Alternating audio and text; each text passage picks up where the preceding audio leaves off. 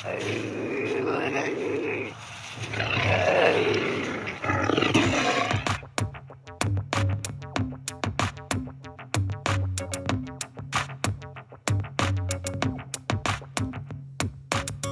blast off in my time machine. Third eye feeling like it need Visine. Blast off, blast off, blast off, blast off. Come blast off in my time machine. Third eye feeling like it need Visine. Blast off, blast off, blast off, blast off. Blast off on another VIP episode of Hero Paranormal Podcast, broadcasting from the base at La Madre Mountain, just south of Area 51. My name is Ryan, the original overseer of the airwaves, bringing you an epic episode today. My guest today, it's such an honor. He needs no introduction. It's the amazing Grant Cameron, with more accolades than I can even stammer to mention. Author of Contact Modalities, recipient of the Leeds Conference International Researcher of the Year, and the UFO Congress Researcher of the Year. He rocketed into ufology in 1975, the year of my birth, as the Vietnam War ended. In May, the month of my birth, with personal sightings of UFO type object. And sightings which led to decades of research into the early work done by the Canadian government. After experiencing a mental download event, Grant Cameron, on February 26, 2012, he turned his research away from nuts and bolts research to the role of consciousness in the UFO phenomenon. He has authored more books than I can mention: Triangles, Aliens, and Messages, Managing Magic, the Government's UFO Disclosure Plan, UFOs Area 51 and the Government Informants, Breakthrough, the Psilocybin School, Charlie Red Star, True Reports of one of North America's biggest UFO sightings, and more, as you will soon find out. A hero of mine, Grant Cameron, welcome to the Hero Paranormal Podcast. Well, thank you, Ryan. I appreciate you having me on, and I appreciate your interest in what I'm doing. I really do believe it is the future. And as usual, I mean, first, I can't thank you enough for coming on the show and speaking with me about things. You're such a wealth of information when it comes to consciousness. We have similar interests when it comes to Skinwalker and Utah's Uinta Basin in general. And the list goes on and on. So let me start right out of the gate and ask you about your Johns Hopkins psilocybin research, which I find enthralling. I mean, you're not doing this in your backyard. This is real research taking place at Johns Hopkins, correct? Yeah, well, basically where it came from, it all started, I did the UFO thing from 75 through to 2012. But when I had that consciousness download, it was what is referred to as noetic information. So it's not information, it's inside knowledge. Like, you know, when it happens, this is how it works. It comes with absolute certainty, which is the hardest thing that people have to figure out. If you haven't had the experience, it's hard to really wrap your head around that, is that you know this is how it works. So I had that experience. I was so blown away with it that I started to look around. I said, well, somebody else could have this experience.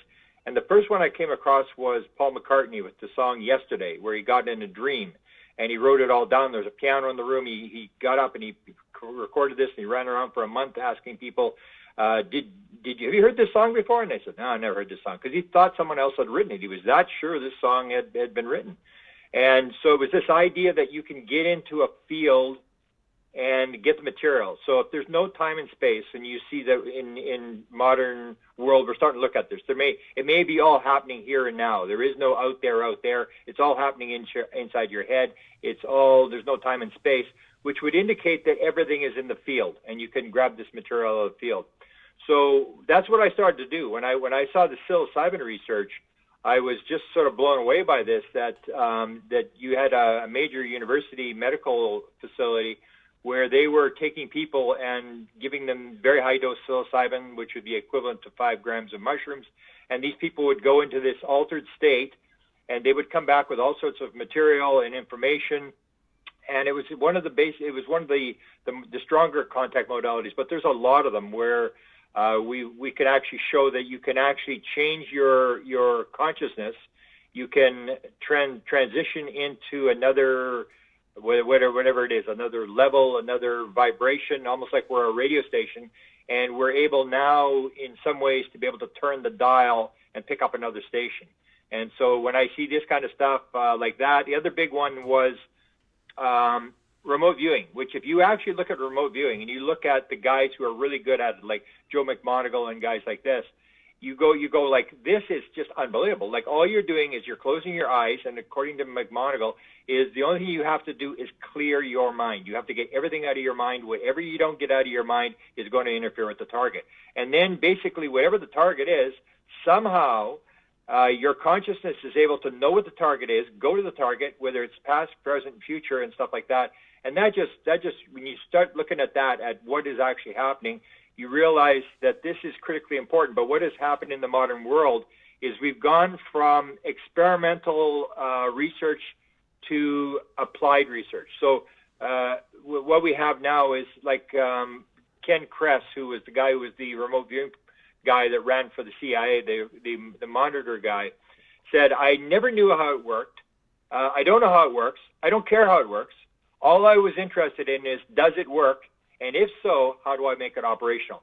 And that's what we're doing with remote viewing. That's what we're doing with quantum physics, shut up and calculate. And that's what we're doing with ufology. Nobody really cares where the aliens are from or what's going on or what the message is. All they want to know is, how does this thing work, and how do we make some money out of this thing? How can we make some weapons? And that's, I think, where we've gotten. My interest is always still in the idea of it's a big giant chess game. And I watch the move, and when something happens weird, because I was very good at playing chess when I was a young kid, and it's the idea is when the guy makes a weird move, you look at it and you go, what is he doing? That's like the anomaly in the UFO thing. It's like, why did that piece move? And you do not move a piece. You do not move your piece until you know why that guy moved the piece. He saw something, he's looking at something, and that to me is, so the UFO thing is always to me as a giant chess game. It's trying to figure out the anomalies, or even Gary Nolan says this. I'll talk about the 95%, but I'm more interested in the 5% anomalies, because that's where the discoveries are going to come from. When there's an anomaly, Ryan, that means you got something wrong. You haven't got this thing figured out. And when you figure out what you've got wrong, you're going to make a discovery. You may have a Nobel Prize. You may have a new patent or whatever. It's the anomalies. They're the important things. They're telling us something that you believe is not correct. Yes, and I'm always reminded of an individual who spoke with me many years ago about the ability to open biochemical portals, which is exactly what takes place through meditation, breath work, or psychedelics. Psychedelics seem like a plug-and-play angle to me to the consciousness question, and as usual, you're at the forefront. What's your opinion of that? Well, what I did is I could never do the meditation thing. I did a lot of meditation. I still do meditation and stuff, but I never really got anywhere with it. I tried lucid dreaming, which is the most powerful thing you can do if you can develop lucid dreaming. I tried that. I read all the books. I tried even the chemicals that they use for Alzheimer's. I tried all that kind of stuff. That wasn't something that I could do. But I did the psilocybin. I did the 26 high dose sessions. I did 16 of them. I put them in the first book called The Psilocybin School. So basically what I did is I realized that this was like a roller coaster. Once you get on, you're not getting off the roller coaster, and you never know what's going to happen. And it's not like, say, a meditation thing where you have some sort of control. You're totally out of control, but you're going to get in the field, whether you like it or not. And I was just so fascinated with that to do this. And so when I did the psilocybin thing, what I did is I just basically said, okay, I'm going to school. I have no intention. I'm not going to ask any questions. I'm just coming to school and I'm saying, okay, I'm here. What do I need to learn? And I got, for the first 16 sessions, I got a lot of stuff. It was like every lesson was different. Some of it was, when you're going in, what I call the negative aspect of, you'll hear in psilocybin, and that is what I believe was the ego, which I think is a big, big thing if you got to understand the ego situation. That is our ego, our conscious mind that's blocking things. It's the one that's creating the signal. Not the signal. He's creating the noise that you can't hear the signal. The signal is there for everybody to hear. And what psilocybin does is they know from the research done at London College is that basically it knocks out the default mode network. So it knocks out the same thing as Joe McMoneagle. You got to clear your mind. You've got to shut down the little voice in your head that's talking. And that's what it does. It shuts this default mode network down, shuts the ego down, and suddenly you're thrown into this field. And it can be very traumatic because the little ego doesn't want to die. The little ego wants to stay in control. And basically that's sort of the main problem we have, is that the ego is sort of running the show. And when the ego is dying, I even have this joke where I say, people say, oh, it's just random. Everything's happening random as we're biological robots in a random, meaningless universe. I say, really? Take a look at your body. There's 330 billion cells die in your human body every day. And they are replaced by 330 billion cells of 200 different types. And these cells are building these things. There's 100 trillion atoms in each cell. And you're telling me that these atoms are just accidentally going together to make cells? And people don't really worry about that. They never question the thing that we have all these cells dying and being born. The only time we're concerned is when the ego cell starts to die. Then it's like phone 911. I mean, look at that. And so when you have this psilocybin thing, when you're taking a high dose, the ego is going to get taken out, and it can be very ugly. You'll hear people talking about panthers ripping them apart and stuff like that. And I had some really, really traumatic situations, and it was always the idea where you're trying to stay in control, and that's the same with near-death experiences. You'll hear people who have the bad near-death experiences. Those are people who are trying to control the situation. They're trying to hang on. The ego is trying to hang on, and they go through this horrible thing, and your ego is going to die, and it can be very, very ugly as to what they do to make you shut down. And because basically that's the thing, is they got to take it out of the way, and the ego is fighting to stay alive, and you see yourself dying or whatever it is. But once you get through that, once the ego is taken out, then you enter this field where you're talking to beings almost the same as the DMT, where you have the DMT situation where Strassman was doing it in the 1990s in New Mexico, and he had 50% of all the people claim that they were seeing these beings, and 25% of them were talking about the abduction experience. And so he went to these people and said, hey, do you think you've been abducted? And they went, no, I don't think so. And he kept it secret. That was one of the reasons he quit the research. He was so blown away by the fact that these people were seeing these beings. He couldn't explain this.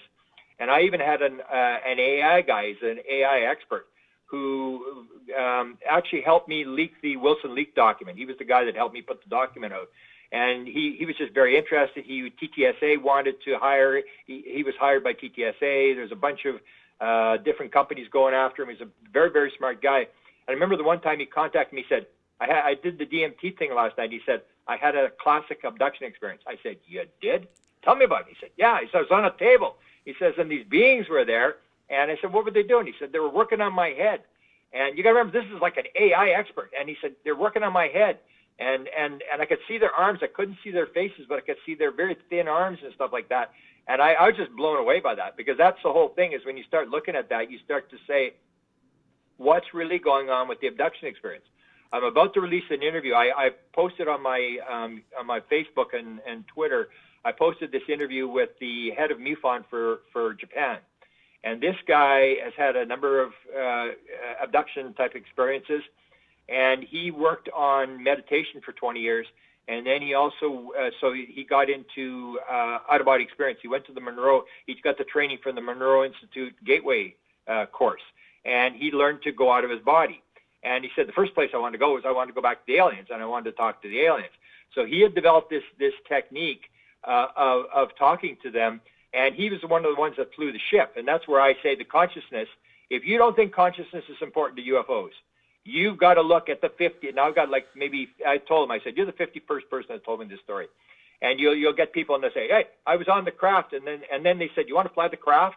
And I've got like 50 people who have flown the craft. And I said to this guy, Peter from Japan, I said, okay, you're the 51st guy. Tell me how to fly the craft. I've heard about it. And he told exactly the same story as everybody else tells. He's on the ship, and he sits in this chair, and there's this panel, and they say, okay, go ahead. And he said, well, I can't reach the panel. He said, you don't have to reach the panel. He's sitting in this molded chair, and sometimes they put their hand on a panel, sometimes they put it on a ball, and the craft is alive. Everybody says the same thing. I suddenly realized, hey, the craft is alive. It's actually a living being. And I merge with it. I become one with the craft. And when I become one, then whatever I think is what the craft does, and I can fly wherever I want. I can do whatever I want. And that's the critical thing, is that is how you fly a flying saucer. So when you see the Wilson leak document, at the very end of the Wilson leak document, they say, we think we have a craft and we think we can fly it.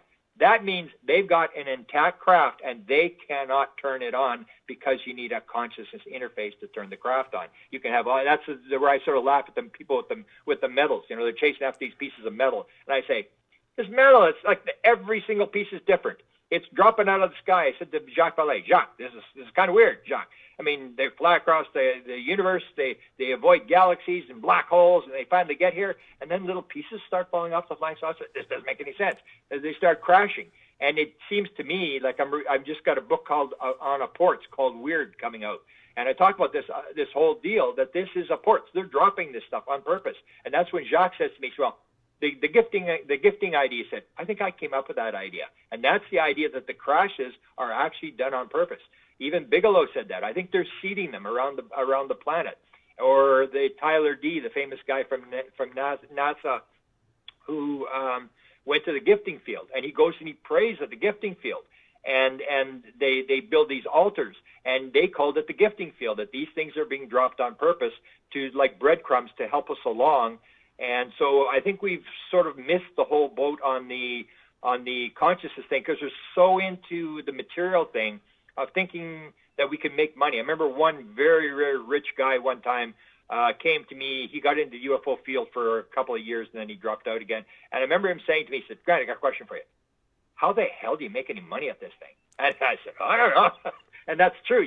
There really is not any money in that, but that's what everybody's trying to do. They're trying to do supply ufology, of trying to make weapons and stuff. And that's what happened during World War II. I think what we changed our attitude was, before World War II, everything was exploratory. So you had Einstein, Bohr, Schrodinger, all these guys, and they're trying to figure out how does the world work, and they discovered this quantum mechanics thing, all these weird things, and they go, this is so weird, and they're trying to figure it out.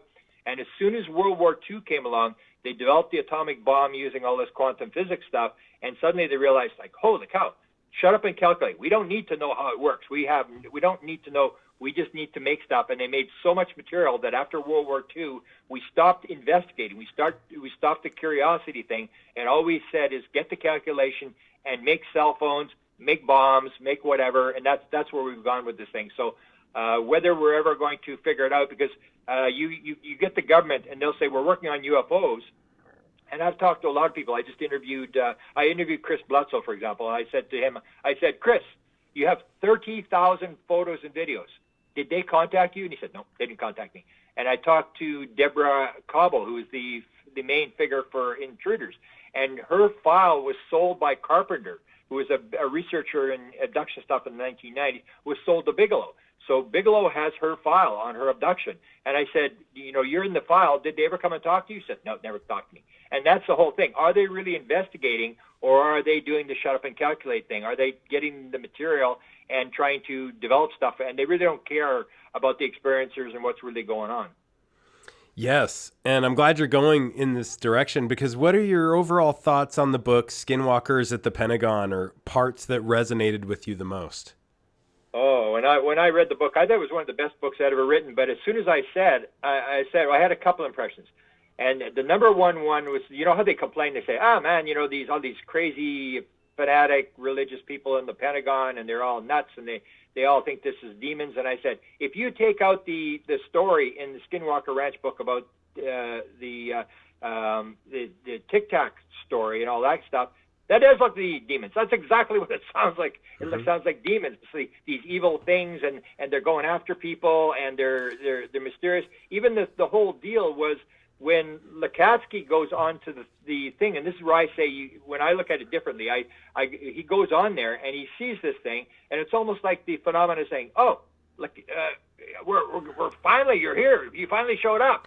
And they show him the symbol, what he describes as from Tubular Bells, from this cover album. That's the music for Exorcist. And I'm going, wow. I mean, who would not? If you went back to the Pentagon to an evangelical Christian guy and told him that you saw this sign that was off the music for the Exorcist, what do you think the guy is going to think? Of course. And you're saying all these evil things. And to me, it was this thing that, again, they're trying to sell it. So the reason I believe they brought the Skinwalker Ranch book out is because they got this thing in Senate. And if you remember back in the Obama administration, Leslie Kean wrote the big book at that time, which was the foreword was done by John Podesta. And in there she said, well, they may be a threat to airline traffic. And everybody sort of laughed and went, yeah, I can get out of here. And the thing is, the old idea is if you want money, there's a $740 billion defense budget. If you want money, you've got to scare the living daylights out of everybody because you've got to sell it. They're not going to give you any money just to figure out where aliens are from. Who cares? It's not our job. We're not interested. But if you say, well, they're going to eat us and they're going to shoot our planes down and stuff, then you create this threat scenario. So that's what I think the whole book was about. But a big part of the book that I noticed was this whole idea of the whole thing about the apports, about this stuff appearing and disappearing, and how the phenomenon reacts to people. So what I say is, and I'm doing a book on this, and I had a chapter, and it's actually turning into a book on the evil alien thing, about this whole thing about why do certain people get injured and why do certain people not get injured. So they'll play the scenarios that, oh, it's a threat, and if you get close to these things, you're going to get fried, your brain's going to get fried or whatever. And I go, well, I was within 500 meters 5 times. Nothing ever happened to me. And the sort of conclusion I've come to is one of the things we forget is this idea that when you're on the craft, when you put your hand on the panel and you become one with the craft, you are part of what you're experiencing. Or as Seth, the channeler in the 1960s and 70s said, you manifest what happens around you. There is no other rule. And people have this idea that there's the phenomenon and then there's us. It's the same thing. We're connected to the phenomena. So when you are, for example, I'll give you a couple examples. You take the Skinwalker, the Rendlesham Forest incident. So you got the Rendlesham Forest incident. You have 3 guys, and this thing flares up. 1 guy is injured, 2 guys aren't injured. The guy that's with Peniston, who was around the craft and touched the craft and was within 2 feet of the craft for an hour and a half, didn't get injured, and Burroughs get injured. So the question to me always was, well, why did Burroughs get injured and why did Peniston get injured? And if you take a look at it, it's this idea that you are, as Chris Bledsoe said he was warned by NASA people that if you are highly excited or very scared or very angry, do not let the orbs near you because you're going to get injured, because there is this effect that you are putting out this field. And if you take a look at Deborah Cobble, when she got injured, she went out the first night. Her mother was not injured. The dog was injured. The dog died. The mother was not injured. The mother was close. She was not close. But what did Deborah do? She thought there was an intruder in the garage, and she took the gun. It wasn't loaded, but she was going out there, and she was going to beat the living daylights out of whoever was in that garage. And she was angry. She was swearing. She went out there. So it's this field thing. So when you get Skinwalker Ranch, you take a look at the guys in Skinwalker Ranch, and I'd heard this story many times before, is these 3 guys walking down the road, and these are the guys that take the hitchhiker thing home. So these guys are there, and they're walking down the field, and when I read the Skinwalker book, their version of it, they suddenly temperature drops 20 degrees, and I'm going, hey, it sounds just like a ghost hunt in a house. You know, the temperature drops, and then they back off, and the temperature goes back up again, and they have this fear comes over them, and this field is there, and then they see this black thing, almost like a black shadow thing there, and they realize, according to the Skinwalker book, they realize they take one more step, they're dead. The story I heard was that they actually got a voice in their head, and the voice in their head to all 3 guys at the same time was, leave, you are not welcome. And so I kept asking the question over the years. I said, hey, were these guys, because I knew they're special forces guys, ex-military guys, I said, hey, were these guys armed? Were they carrying weapons when they went there? And it's the old idea. If you take a gun to a CE-5, get ready, because something's going to happen. And this is the idea. They were confronting the Skinwalker, and suddenly the Skinwalker was hunting them. And that's the whole deal, is whatever your attitude is, you got to realize that this thing is reflective to your attitude. And that's what Brandon Fugel said. Brandon Fugel said when the people who are injured on the ranch, he called it a reflexive property. I call it reflective, that it reflects the attitude of the people who go on there. So what happens with them? When Brandon Fugel goes on, he says he prays before he goes on the site. It's the whole idea. You've got to get your mindset. Same as Tyler D. when they go to the gifting field. Diane Pasulka said, I couldn't believe it. He started to pray. And it was this idea that it is reflective, that if you go in there with a bad attitude and you're angry, get ready, that it's a neutral phenomena, but it will react to your reaction. So that was the things that sort of stood out to me with this book. All the Apport stuff, it confirmed all the Apport stuff, and that's why OSAP went to Skinwalker Ranch. Bigelow had it. The reason they went there was not because of UFOs, I maintain. Now, there was UFO stuff that was involved, but the main thing that Lukatsky went there, because they were reading the Skinwalker original book in the Middle East, and all these military people were sitting around the pool reading this book, and they went, oh my goodness, how the heck do you get 4 bulls and put them inside a trailer that's locked? How do you do that? How do you get inside someone's head? How do you make animals mutilated? How do you all this sort of stuff? And it's all this paranormal phenomena. And as I point out in contact modalities, it's all the same thing. It's this basic field phenomena that you can do all this kind of stuff. So when Lukatsky went there, they were going there to try to figure out how do we actually back engineer this stuff to use it for weapons. And I have a book coming out where I've got a 1974 DIA document where they actually talk about apports. So I'm writing this book on apports, and what they said in this 1974 DIA document is if we can figure out how apports work, how you move things around in time and space, we can actually go and steal the enemy's documents, bring them, read them, photograph them, and then put them back, and they don't even know that we put them back. And that's what it's about. It's this applied ufology thing that we're trying to use it to make money, to make weapons and stuff like that. We really don't care how it works. That's why they went to Skinwalker Ranch. That's the whole story. Now, they may have learned other things from that, but that was basically what it was about. And that's why I don't think they'll ever release it to you, because they really don't understand that much. It's like Dr. Eric Walker, when we talked to him in the 1990s, he was a former president of Penn State University, chairman of the board of the Institute for Defense Analysis, which is a top military think tank. And he told us, he said, leave it alone. He said, unless you have the mind of Einstein, you're wasting your time. And he said about the ESP thing. What do you know about ESP? Unless you understand about ESP and how it works, you will not be taken in.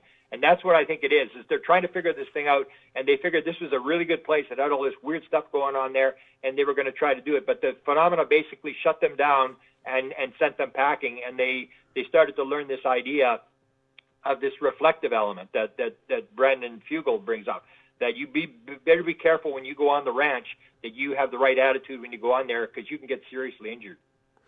Yeah, the unseen realms hold a lot of answers. And what do you think areas like the Uinta Basin of Utah have to offer as far as research into consciousness and UFOs in the future? Well, that's where I say you look at the whole area, not just Skinwalker Ranch. If you saw, I posted some photos of shadow figures, and I always make this joke about they're giving us signals. It's like dream signs.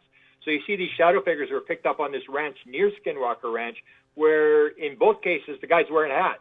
So I say, well, so why is a shadow figure guy wearing a hat? If he comes from hell, what do they got? Is it rain in hell, or what's going on? And these all like dream signs. When you see this, you realize something's going on. And I always reflect back to the whole thing where I was a big fan. I had 4 big events happen in my life. One of them was I saw Dr. Michael Newton lecture in Laughlin, Nevada, and he's into the life between life. And he told this story about some guy. He leads the guy into his past life, lets the guy die, and the guy's in his last life was a big fire and brimstone preacher. And he dies, and Newton's saying, "What's happening next?" I'm going through the light and all sorts of stuff, and he says, "Oh, the devil's here." And Newton says, "What do you mean the devil's here?" And Newton doesn't believe in the devil. He's going, "What do you mean the devil?" He's never in 7,000 regards he's ever come across the devil. He says, "You sure? Can't you see him? He's standing right in front of you." And the guy's just freaking out, and he's sweating, and he says, "The devil's here. I can't believe it. I spent my whole life as a minister, and now I'm facing the devil." And he said, "Well, okay, so what's he look like?" And he said, "Oh, he's got leathery skin, and he's got fiery eyes." And he's describing it. And he says, "Well, okay, so what's he wearing?" And then he says, "Oh, he's wearing," and he describes the top, and he says, "But below his waist, I can't see anything. It's just like a mist." And so Newton says, "Okay, go into the future and tell me what it is." And it's the old idea. Take a closer look. What is it really? And then the guy goes, "Oh, it's just my soul. It's just my soul guide. He's putting on a mask of the devil, and he's trying to teach me what it was like to be scared.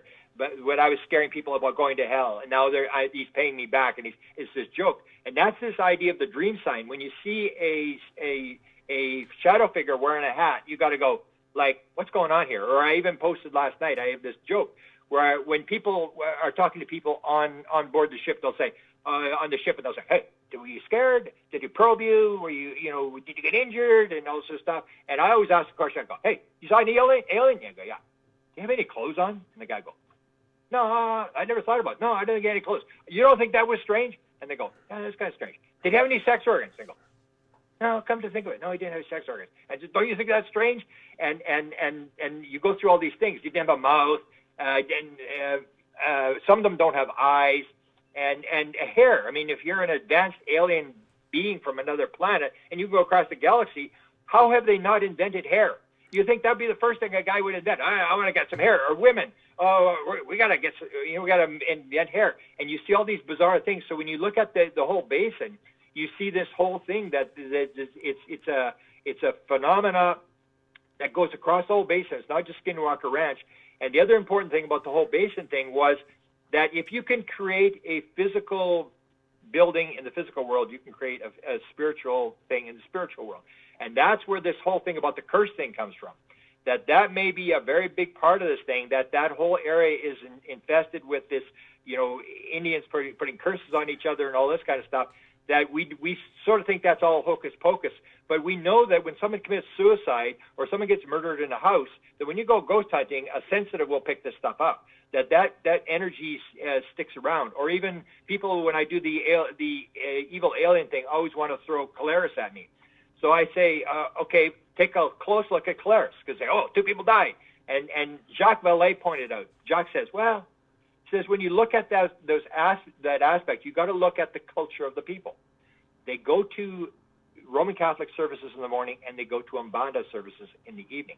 And all these people were into this sort of the witchcraft and the stuff, and you point a bone at somebody, and they die within 4 or 5 hours. And if you take a look at the woman who died, they were believing that these things were sucking blood out of people. Now, we did the book on the triangles, where we show people triangles on their wrists with the little dots where they're making triangles, or they're making a red triangle and stuff like that. And the question is, like, why are they putting triangles on people's wrists? Well, this is like symbols. This is trying to give you a message. But they thought they were having their blood sucked out. Everybody believed the same thing. Oh, these holes, they were sucking our blood out. And they called it chupra, like chupacabra. They were sucking our blood. And the one woman was freaking out, and she had died of a heart attack. Now, to me, that looks like the same sort of thing as a voodoo hex. If you believe in this kind of stuff, and someone points a bone at you and you believe that you're gone within a couple of hours. So this is this whole idea. It's this culture. You got to look at the culture of the people, and the fact that your thoughts are things. Thoughts are creating things, and we sort of think they just sort of float away. And when you look at the basin there, that's what I think you're creating. Or even the idea that what you do, there's this theory about nobody's ever seen anybody doing a cattle mutilation, and the cattle mutilations all occur east of the Rockies. East of the Rockies and on that basin. And one of the theories was it was all downwind and downstream from nuclear power activities. That this is something that Jacques Vallée sort of this idea that the world is one unit, and that when you disturb it, it's like a boil breaks out, and these things are happening, and it's not really anybody doing it. That these things are occurring because of something you did in the past.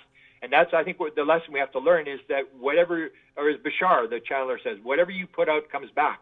That what we're putting into the field is coming back, and you may not be able to see it, but that's the lesson I think we're going to learn from this whole ufology thing, is that thoughts are things, and you can actually create things, get injured by things, and that there's another whole aspect of reality that is there. And by using whatever contact modality you want, you change your vibration. Like in psychedelics, that's the number one thing you experience is this very heavy vibration as you're about to go out.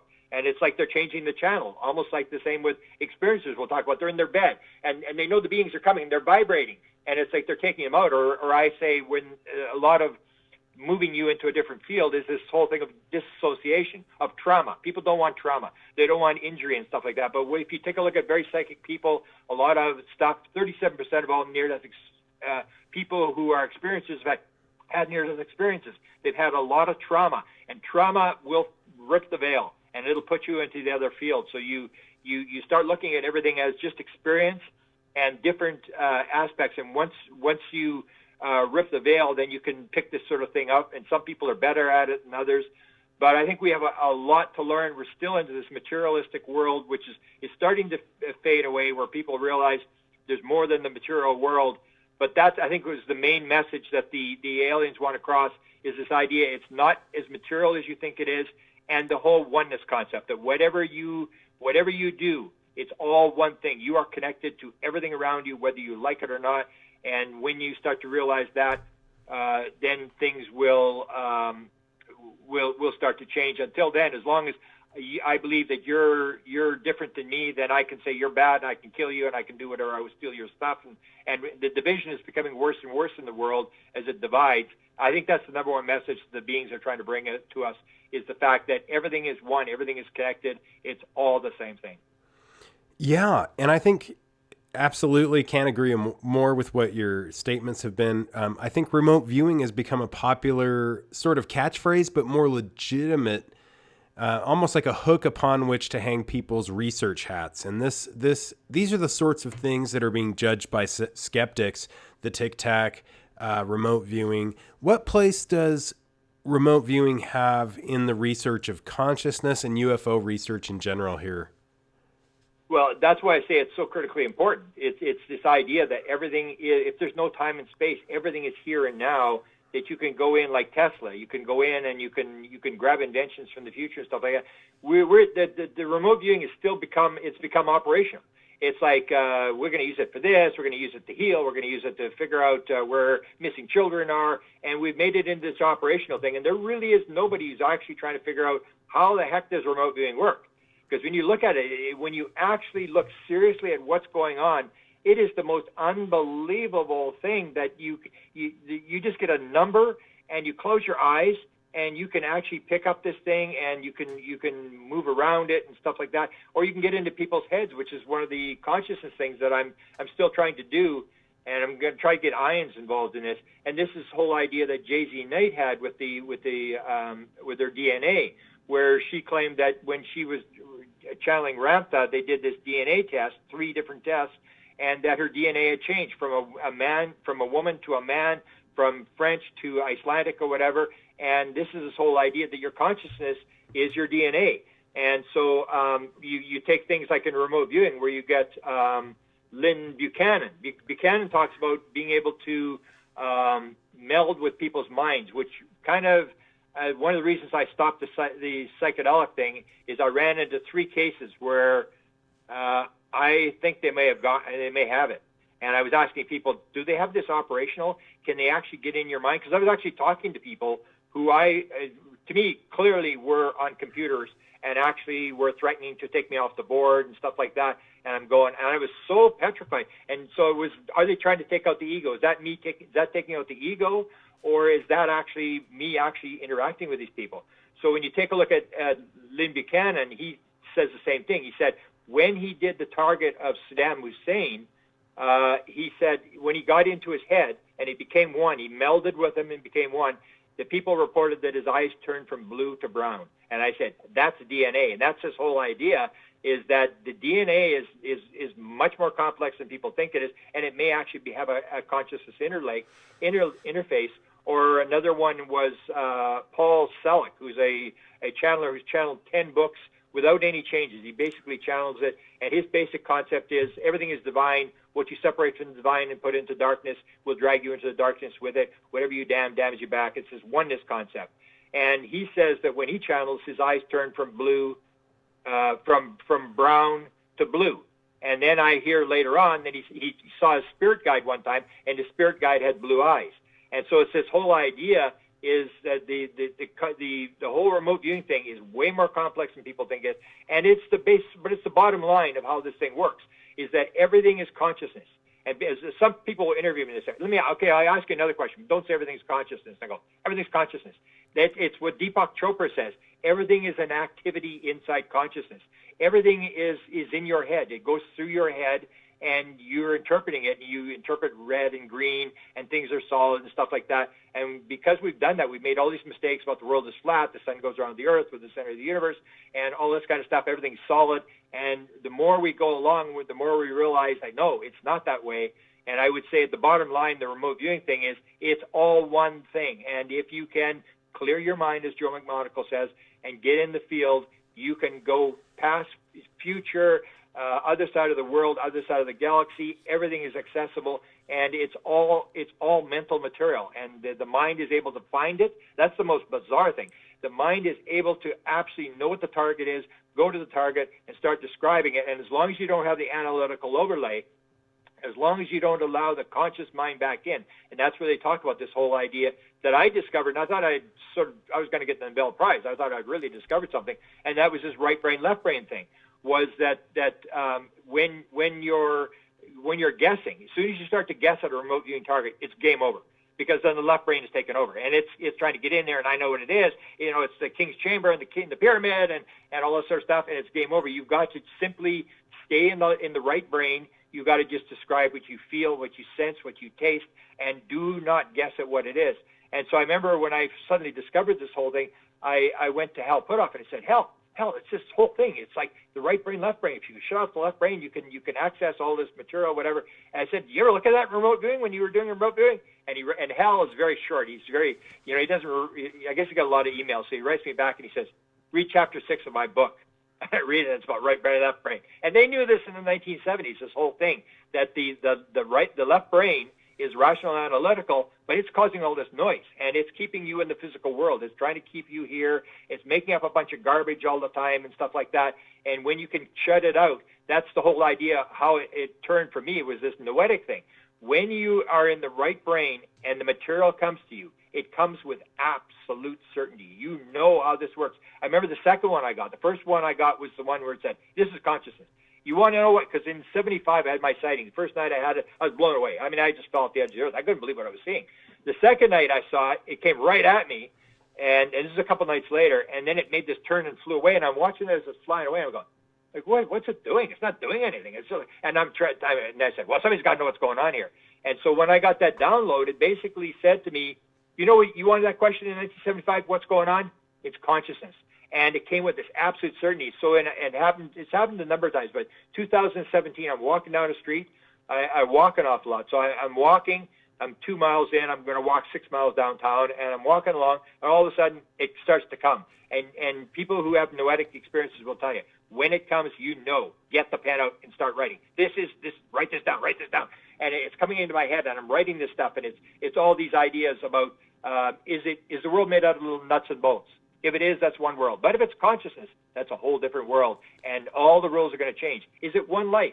If it's one life, well, then that's one world with certain rules and regulations. But if it's multiple lives, everything's going to change. And it was these things about random and pattern, and I'm trying to write it down. I get about 15 of them or whatever, and then it sort of fades away. I put the pen in my pocket, put the piece of paper away, start walking, and about 3 or 4 minutes later, suddenly it starts coming back again. Get the pen out, take my glove off, start writing this stuff down.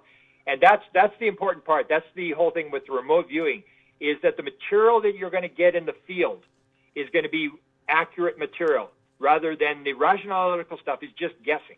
That's what the left brain is, just guessing. It's looking at it and it's trying to guess based upon past history. And so when you can dissociate and move into the field, and a lot of times you see that with, because I see these weird things in UFOs. Like, for example, people will report, and you see this all the time. The person wakes up, and there's 2 ugly-looking aliens staring at them. And the aliens are looking at them, and they just absolutely freak out. Well, of course you would freak out. And so, and I'm going, like, why would the aliens do this? Why would they come and say, Ryan, wake up, Ryan, wake up.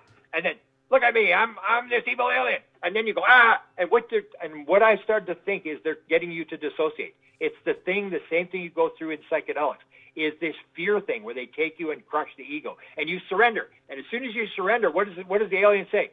Tap you on the head and say, okay, go back to sleep. And I asked the people, what do you do? I pulled the covers over my head, went to sleep instantaneously. And I said, does that make any sense to you? And it's this idea, okay, he's ready to go, let's take him, You have to get the guy to dissociate. You got to shut down the left brain. And that's what I think they're doing. Why? Otherwise, why would aliens come into your room and scare the living daylights out of you? They can take you anytime they want. They don't have to do that kind of stuff. And that's what it all comes down to me. It's all going to be going back to consciousness. And the more I go, I mean, even though it sounds a little egotistical, I actually think I'm starting to understand what's going on here. Everything starts to make sense. And when you get into the field where you're on the right track, stuff starts to flow. I have stuff is coming in so fast. I can't read it fast enough. The right broadcasts are coming, and you get these synchronicities where it's, okay, they hear this, and it's like, slow down, I can't pick this stuff up. But it's all going in that direction. It's all going in this idea that the whole world is consciousness. And once you learn to control this, and the beings can do this, they can move in. Or you even have like, I don't know if you've interviewed UC Ronan, who's an experiencer out of Israel. He's got one of the top 100 books. I helped him publish his book. And he had the beings that came to him. They were green beings, looked like gray stuff. They were green, like lime green. And they came to him and they told him this whole thing about the oneness and all this kind of stuff. And he said when they left, they basically held hands and they started to spin in a circle. They became translucent, turned into a ball of light. The ball of light got smaller and disappeared. And that's another thing is you see all sorts of experiencers. Nancy Tremaine was another one. I helped her publish her books. The first time she saw it, it was a reptilian. Next time she saw it, it was a human being. And the third time, and then now she sees it, it's like an energy being. So it's it's the same being, but it's three different things. They can appear as whatever they want. That's what they told Yossi Ronan. When we come into your world, we have to take on a body. We can take on whatever body we want to appear to you, but we don't need a body. You don't need one either. You just don't know it. And it's this concept that we are starting to understand. I'm saying the more I look at it, the more it looks like it's not going to be ET the way people think it is. It's this sort of consciousness thing where all the world's a stage. All the men and women and aliens are but actors. They have their entrances and their exits, and each man plays many roles. So we have to remember we are not the actor on the stage. You are not Ryan. When you die, I may come to you and say, Ryan, you get the Academy Award. You actually believed you were Ryan. I mean, you bought the whole thing, man. You were really. And we have to remember who we actually are. We are not the character on the stage. We are playing a character on the stage. Big difference. And that's what the beings are doing as well. So they're playing aliens. We're playing human beings. We're all playing this little thing to learn lessons, and we're moving along. And we may be the beings next time. They may be us the next time. And that's where I'm going with the research I'm doing. And, you know, that I like how your research, it does tie in a lot of things into consciousness, like remote viewing, UFO research, things going on in the Uinta Basin, the whole Bigelow Ranch phenomenon, which is wild to me. But yeah, what do you see? Well, let's go into what you have coming up, because I know you have a lot more information coming out soon. Okay, so you asked what I'm doing now. I'm working on 3 books at the same time. So the one that's probably coming out first is a book on apports and manifestation, which has always fascinated me. And that is because I've done a lot of research on physical mediumship, which I think is one of the most important things people can study. And that's where people are in these seance things and they can make stuff appear. And the biggest story in that whole field is Leslie Kean, the story that Leslie Kean tells of being in Stuart Alexander's seance a number of times. And when I got to interview her, I made sure I got her to tell the whole story. I said, Leslie, tell me the story about the hand. Actually touches the hand, and she says you can feel it. It's soft like a baby's hand, but it's a real hand. And she can feel the knuckles, she can feel the muscles, she can feel all this sort of stuff, and she's feeling the hand, and then the hand bangs on the table, and then it just sort of fades away and goes back underneath the table. And I say, if you want to know what's going on, this is what's going on. It's coming in from another dimension, area, vibration, whatever you want to call it. It comes into the physical world, and it goes back again. That's what the UFO thing's about. That's what they're doing. They understand this sort of thing. And she said she had seen this demo a number of times, that she had seen it. And I thought that was one of the most important stories. But you have this whole idea where you have these things appearing out of nowhere that drop out of the ceiling, and they always have meaning. Like you'll have Colonel Halt had one. That stuff is coming in from another area, that the ghosts, the aliens, they all live in these other realms that we can't access, and they can pop in. So you get this apportation and manifestation happening around all the experiences. They all basically have the same sort of thing happening, where, these weird things, and even the ones I have, I can tell you the ones that happened to me, because, again, you have these synchronicity things. The first time I ever heard about a port, I didn't even know what it was. I'm talking to Ray Hernandez from the Free. We're at LAX airport, and we're waiting for an Uber to come, and it takes forever. It was like half an hour. And I'm saying, Ray, what's the best case you've got? He said, I got this guy. His name is Alberto, and he's got these things are falling out of the ceiling, swords and stuff. And I go, what? He said, yeah, there's stuff, ports. And I said, port, how do you spell that? And and I said, this is the weirdest thing I ever heard in my life. So I go from there, and I go to Laughlin, Nevada, and I'm going to lecture there to Paula Harris conference. And I get there, And I said, I mean, there are a couple of days earlier. I'm going to study about the support thing. So I started looking, and I realized that a guy named Stanley Krippner was a big parapsychologist in the United States, and he had this thing where he said he was working with this Brazilian psychic who was making all this stuff appear out of nowhere. It was stuff falling and stuff like that. And it actually happened at that's why I say the metal material is a quartz. And I said to Hal Puthoff, I said, Hal, come on, this is a quartz. It's not falling off the flying saucer.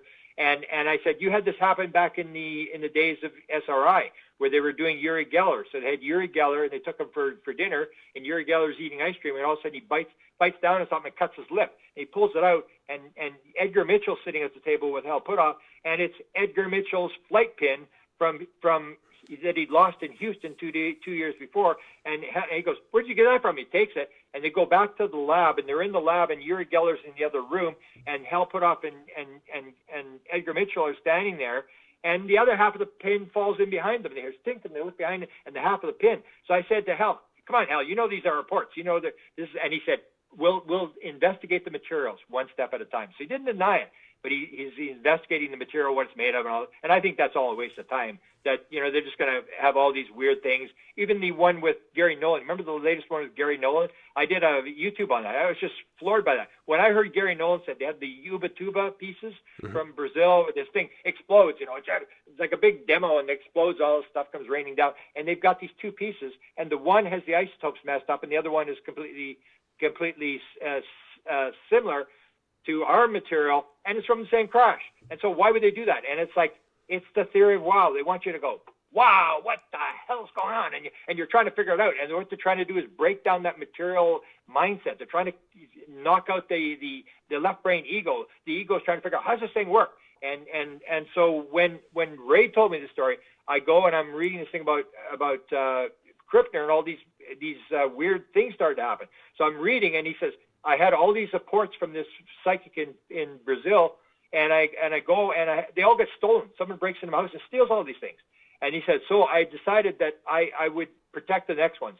So the next ones I got, I sent them all to a university in Canada. And I'm reading, and he says, send them to the University of Manitoba. And I'm going, oh my God, I worked there for 37 years. And I go, what's the chances of this? So now I'm really into it. And I go to the conference, and this whole thing with the feathers. Have you ever heard this story about the feathers starts? There's this guy from Great Britain. He wants to show me these photos of UFOs. And I said, I'm not interested in UFO photographs and stuff like that. And he said, oh, he came from Great Britain. He wants to talk to you. He came all the way to see you. And I go, okay, whatever. So I go up to the room, and he showed me these photographs. And then I says to him, and I says, hey, so I want to ask you a question. You ever have anything fly across the room or fall out of the ceiling? He says, oh, yeah. He starts telling me this story about how he came to the conference, where he says, I want to go. And he said, I need a sign. And he's standing in his backyard, and his feather falls down at his feet. And he goes, that's kind of weird. So he goes up next day, and it happens again. He asks the question again and again and again. And then he goes to his wife. He says, I got to go to Laughlin, Nevada.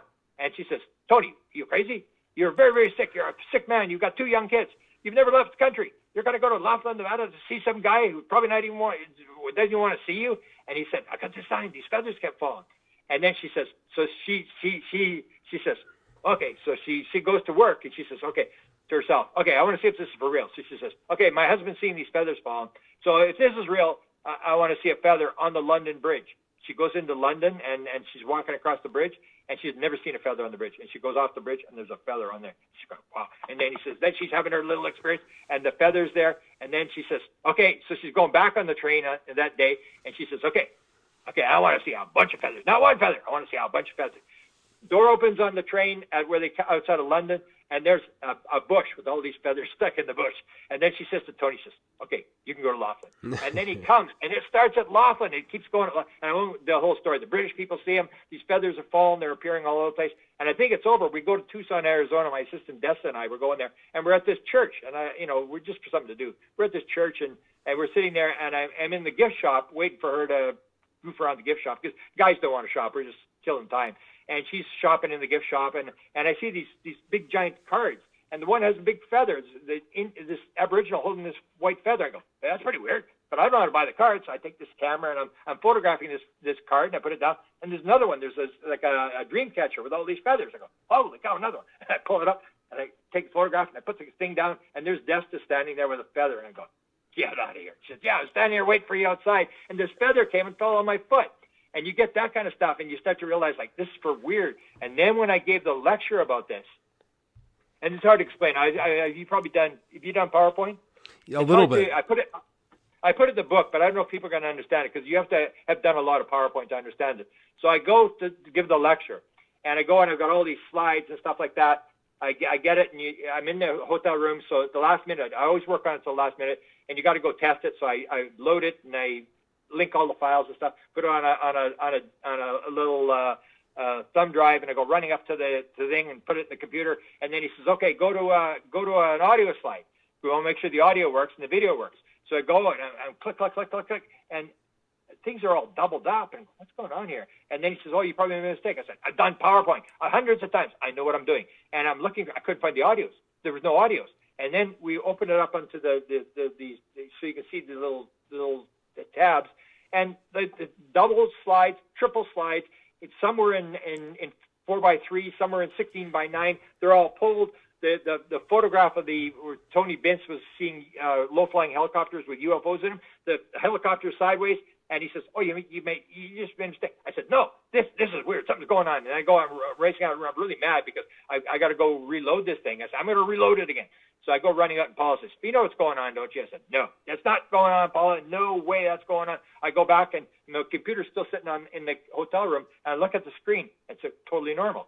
I'm going, what the heck? So I take everything off the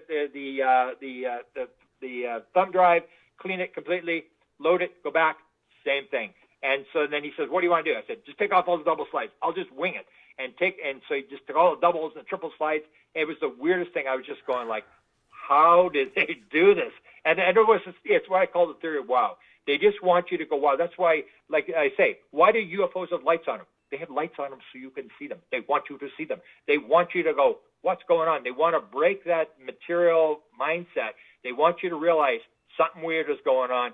And as we all realize more and more weird stuff is going on, they keep dropping the stuff and doing weird stuff, then you'll eventually get to a point where everybody's going to figure it out, or you're going to get to that point. And that's where I say, like, for example, you take the Tic Tac. The most interesting part of the Tic Tac story, and nobody's ever picked up on this, I had the same thing happen as Tic Tac. So Tic Tac, you have the story. The guys are there, and the UFOs are sitting there for a week, and they're going, "Zogar, turn the lights on. They can't see us. Come on!" And they're waiting. Come chase us. Come chase us. And finally, they take the F-18s and they go racing off. And then they say, "Zogar, go under the water. Make big giant bubbles. Here they come." And then Zogar goes and makes these bubbles, and the guy goes, "Oh, look at the bubbles in the water!" And they're flying along and they're chasing this thing. And then what does the UFO do? It's at 80,000 feet, and it drops down to sea level in 7/8 of a second. Now, what is that? Is that a pre-abduction maneuver? No, that is theory of wow on steroids. That's, watch this, boom, the thing goes down. When I got involved, the only reason I got involved in UFOs, the sightings were taking place for 3 months, and I had no interest. So I was going to go, we didn't go, and then they took a film, and what happened on the film is exactly what happened in Tic Tac. These guys, there's a TV crew from the studio here, were going out there, and they were told they had to be a volunteer crew. We're not paying any more overtime. And they go out, and the guy had shot the camera, had never shot a camera before in his life. He's a film editor, and he's sitting there, and the night before they'd almost got it. And you could see this thing, it was on the ground, it was glowing up, and it was glowing down, it would glow up, and he said, "They didn't get anything last night, and I got to get something. The next time it glows up, I'm going to shoot." And it's almost like the UFO saying, "Are you ready to shoot?" And he goes, he pushes the camera as it starts to glow, and the thing jumps in the air, jumped from ground level to what was estimated to be 5,000 feet in 1/8 of a second. Boom, it was in the sky like that. And that's why I went. When I saw that film, I went, "Oh my God, let's go see what they're looking at." And I said, I thought it was like a lottery ticket. You buy the lottery ticket, you're not going to win, but there's a chance. Yeah, but I said, I'm not going to win anything. We won't see anything. And I saw something. That's what got me in the UFO thing. It dragged me into the thing by jumping into the air, because I'd never heard of a story like that before. So we actually got the Tic Tac thing. We got on film. They get the story. We got it on film as this thing jumps into the air on a TV camera from a TV crew. So that's, to me, is the whole thing comes down to theory. Wow, it comes down to consciousness. And I think we're moving along quite a bit, because I know from 2012, when I had my consciousness download, I couldn't have spelled consciousness, couldn't have cared less, and nobody cared about consciousness. Now even the people who aren't into consciousness are talking about, because they know it's a buzzword. They know you got to talk about this. They know what they're talking about.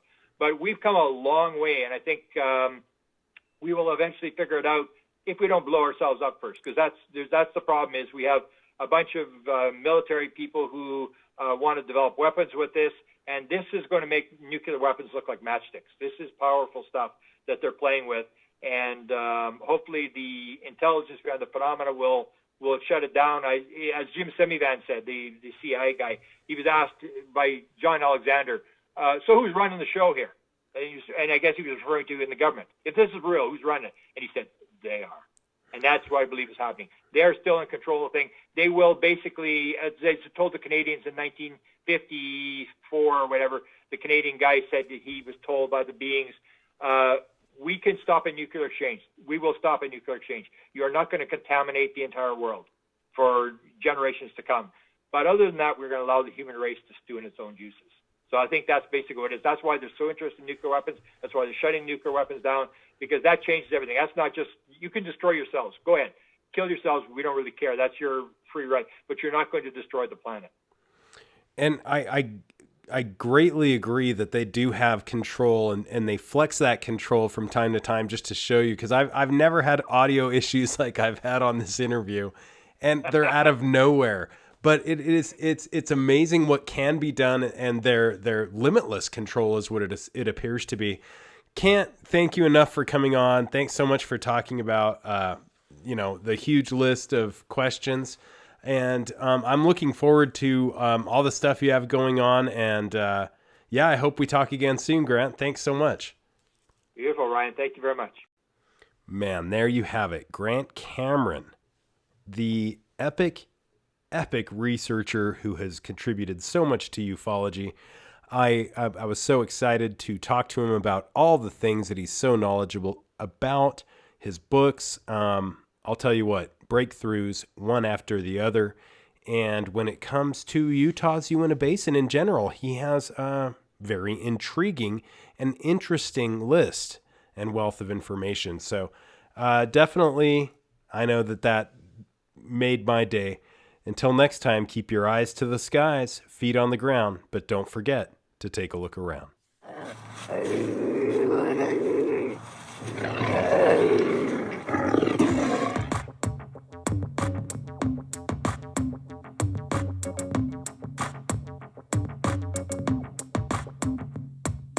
Come blast off in my time machine.